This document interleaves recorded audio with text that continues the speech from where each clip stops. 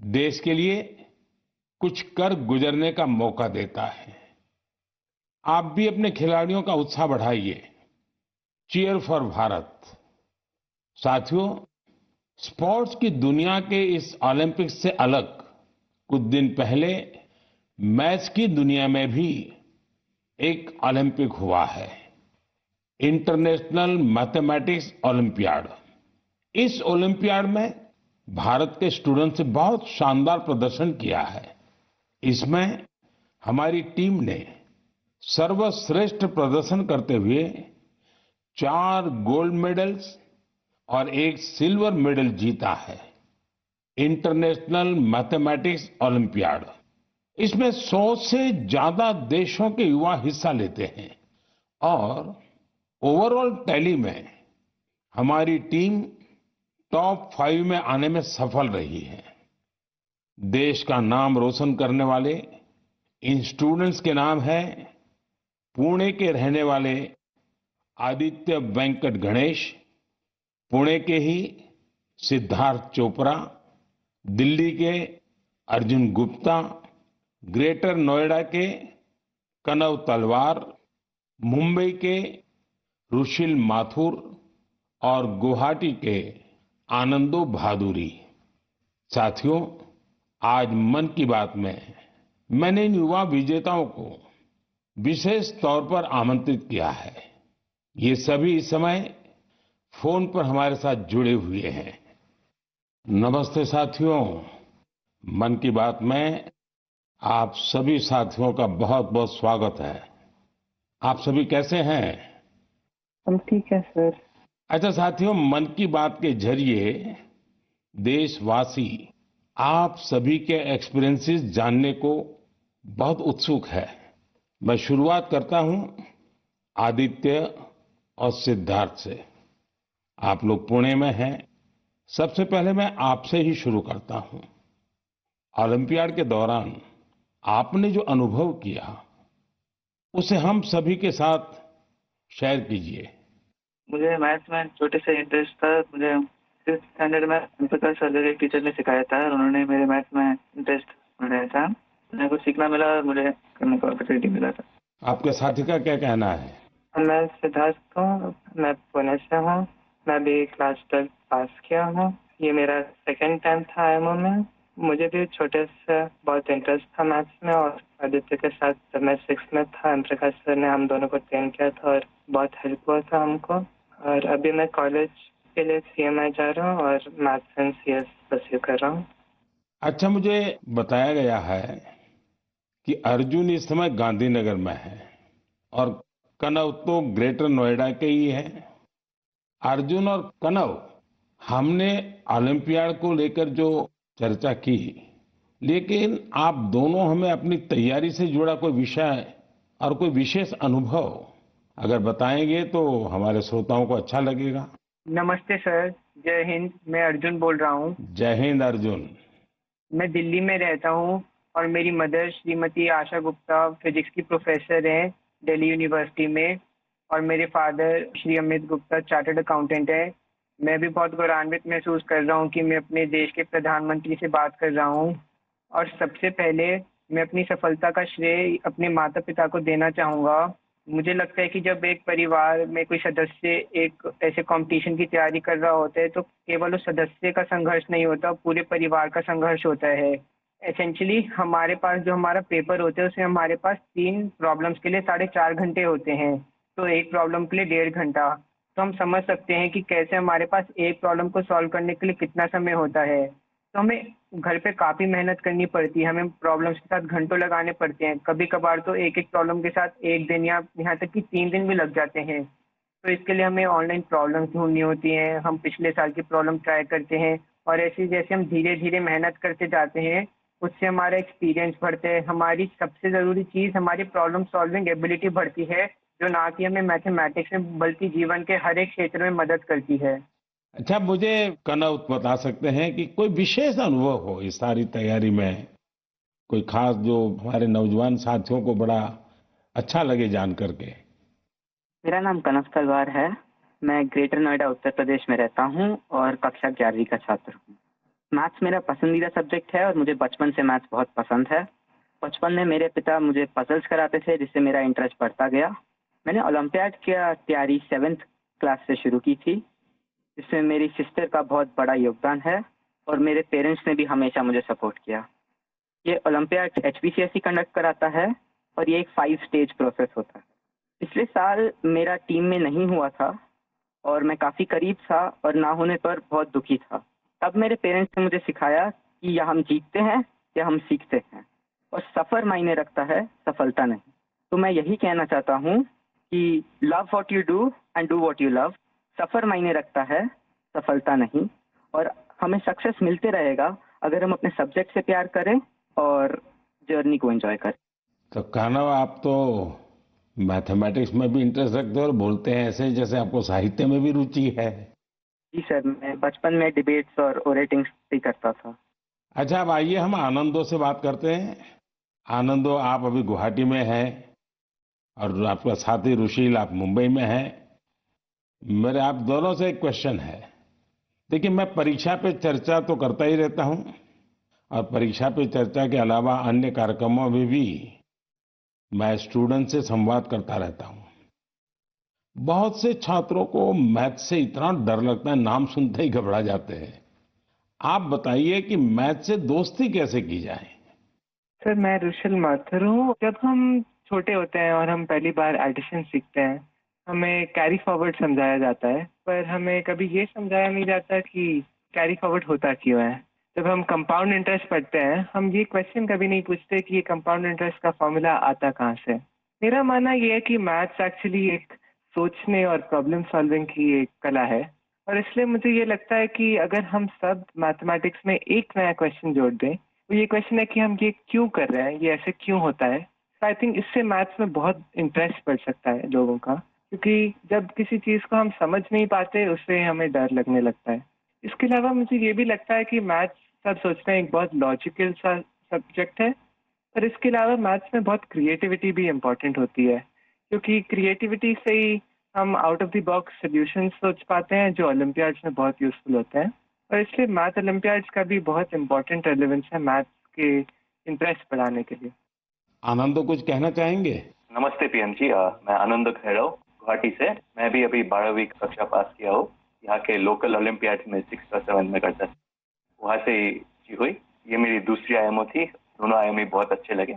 मैं रुशिल जो कहा उससे मैं सहमत हूँ, और मैं ये भी कहना चाहूँगा कि जिन्हें मैथ से डर है उन्हें धैर्य की बहुत जरूरत है। हमें मैथ जैसे पढ़ाया जाता है, क्या होता है, एक फार्मूला दिया जाता है, वो रटा जाता है, फिर उस फार्मूला से ही 100 सवाल ऐसे करने पड़ते हैं, लेकिन फार्मूला समझे कि नहीं वो नहीं देखा जाता। सिर्फ सवाल करते ही जाओ, फार्मूला भी रटा जाएगा, और एग्जाम में अगर फार्मूला भूल गया तो क्या करेगा। इसलिए मैं कहूँगा कि फार्मूला को समझो, जो रुशिल कहा था, फिर धैर्य से देखो।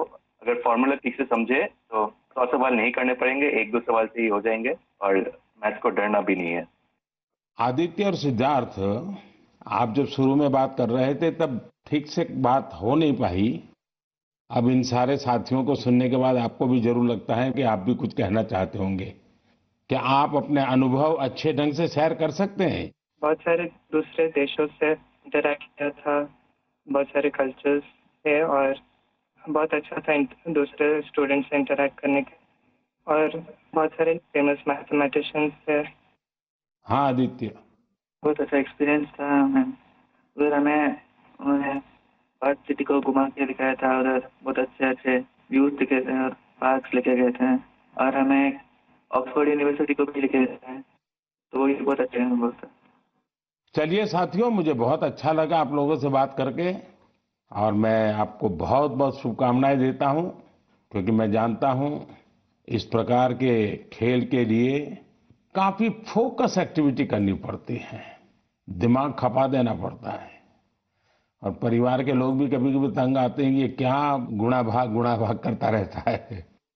लेकिन मेरी तरफ से आपको बहुत बहुत शुभकामनाएं हैं। आपने देश का मान बढ़ाया है, नाम बढ़ाया है। धन्यवाद दोस्तों। Thank you. धन्यवाद। Thank you. Thank you sir. जय हिंद। जय हिंद। जय हिंद। आप सभी स्टूडेंट से बात करके आनंद आ गया। मन की बात से जुड़ने के लिए आप सभी का बहुत बहुत धन्यवाद।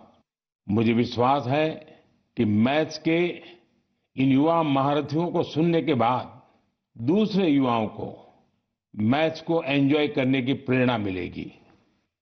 मेरे प्यारे देशवासियों, मन की बात में अब मैं उस विषय को साझा करना चाहता हूं जिसे सुनकर हर भारतवासी का सिर गर्व से ऊंचा हो जाएगा। लेकिन इसके बारे में बताने से पहले मैं आपसे एक सवाल करना चाहूंगा। क्या आपने चराई देऊ मैदान का नाम सुना है? अगर नहीं सुना तो अब आप ये नाम बार बार सुनेंगे और बड़े उत्साह से दूसरों को बताएंगे। असम के चराई देऊ मैदान को यूनेस्को वर्ल्ड हेरिटेज साइट में शामिल किया जा रहा है। इस लिस्ट में ये भारत की 43वीं लेकिन नॉर्थ ईस्ट की पहली साइट होगी।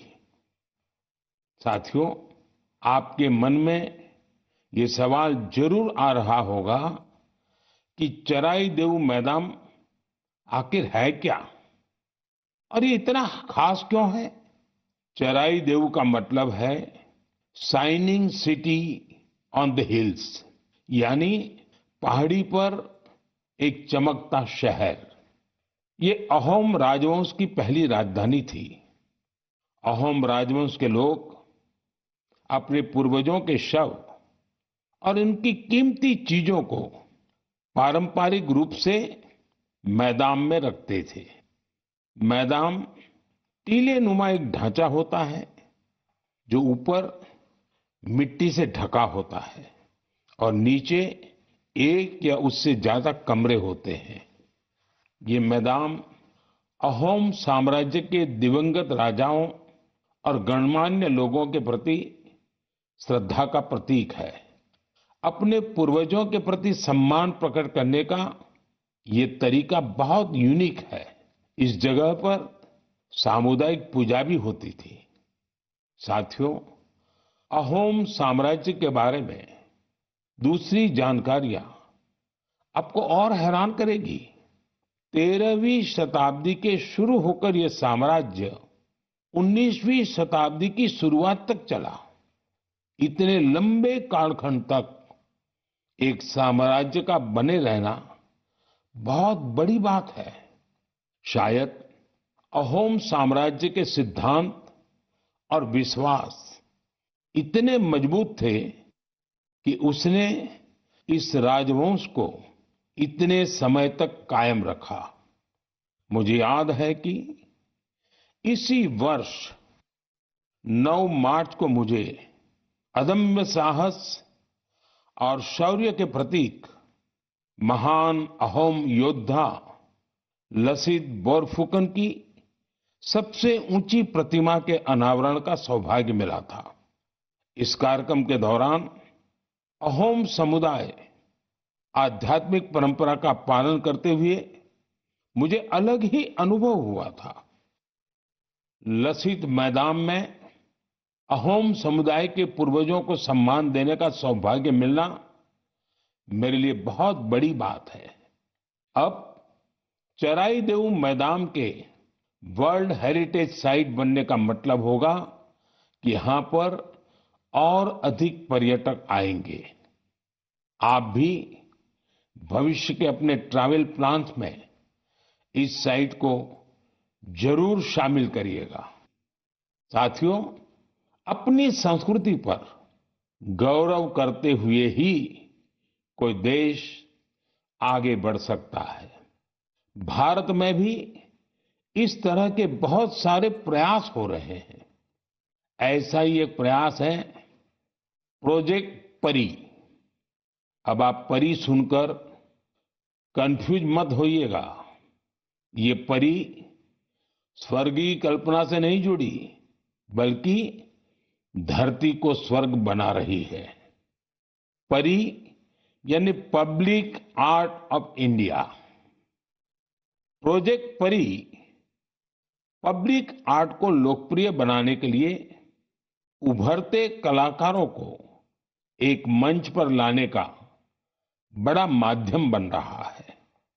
आप देखते होंगे सड़कों के किनारे, दीवारों पर, अंडरपास में बहुत ही सुंदर पेंटिंग्स बनी हुई दिखती हैं। ये पेंटिंग्स और ये कलाकृतियां यही कलाकार बनाते हैं जो परी से जुड़े हैं। इससे जहां हमारे सार्वजनिक स्थानों की सुंदरता बढ़ती है, वहीं हमारे कल्चर को और ज्यादा पॉपुलर बनाने में भी मदद मिलती है। उदाहरण के लिए दिल्ली के भारत मंडपम को ही लीजिए। यहाँ देश भर के अद्भुत आर्ट वर्क्स आपको देखने को मिल जाएंगे। दिल्ली में कुछ अंडरपास और फ्लाईओवर पर भी आप ऐसे खूबसूरत पब्लिक आर्ट देख सकते हैं। मैं कला और संस्कृति प्रेमियों से आग्रह करूंगा कि वे भी पब्लिक आर्ट पर और काम करें। ये हमें अपनी जड़ों पर गर्व करने की सुखद अनुभूति देगा। जी न्यूज।